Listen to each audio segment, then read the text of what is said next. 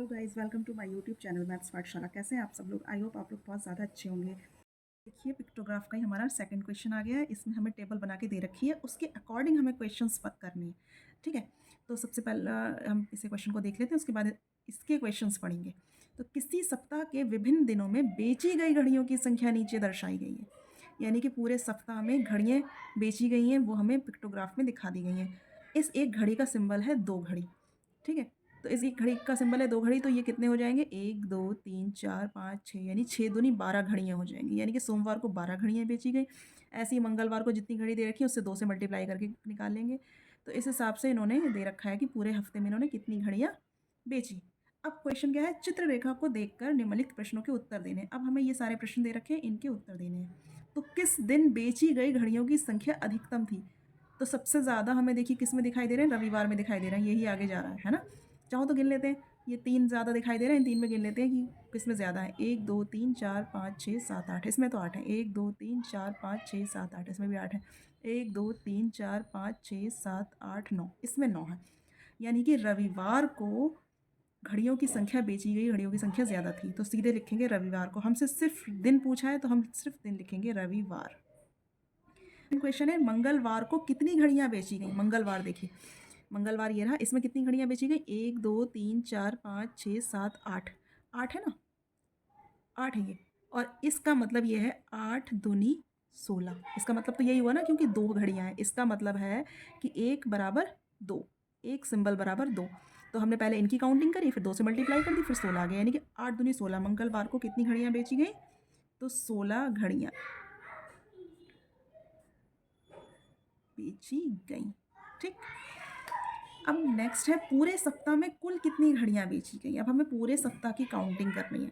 तो पूरे सप्ताह में देखिए हम ऐसा करते हैं, इसी में ही काउंटिंग कर लेते हैं। ठीक है, ये कितनी है?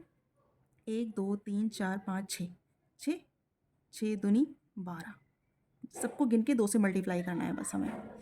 1 2 3 4, 4 दूनी 8, फिर ये है 5, 5 दूनी 10, फिर ये है, ये भी 8 ही थे, 8 दूनी 16, और ये है 4, 4 दूनी 8, और ये है 9, 9 दूनी 18। अब हम इन सबको जोड़ेंगे।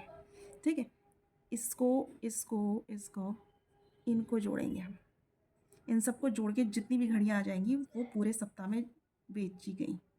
तो कुल बेची गई घड़ियाँ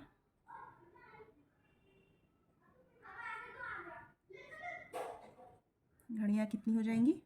इन सबको जोड़ दो। जब हम इन सबको जोड़ेंगे, यानी कि 12 + 16 + 8 + 10 + 16 + 8 + 18, और इनको। नेक्स्ट क्वेश्चन है, यदि एक घड़ी 200 रुपये में बेची गई तो रविवार को कुल कितने रुपए की बिक्री हुई? एक घड़ी 200 रुपये में बेची गई, तो रविवार को घड़ियाँ कितनी बिकी?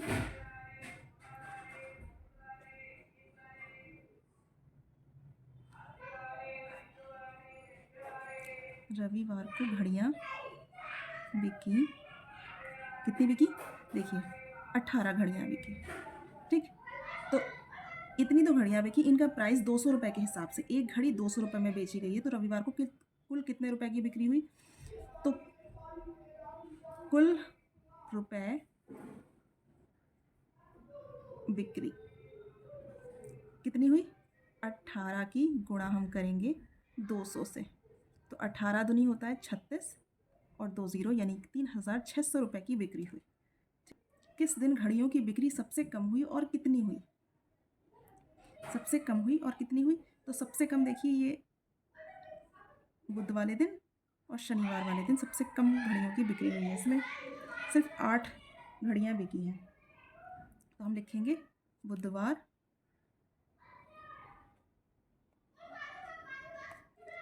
तथा शनिवार। आई थिंक मैंने यहाँ पर पूरे सप्ताह में कुल कितनी घड़ियाँ बेची गई, इसको आप ना काउंट कर लीजिएगा। मुझे लगता है मैंने कुछ और किया है। आप इसको जोड़ के कमेंट सेक्शन में बताइएगा।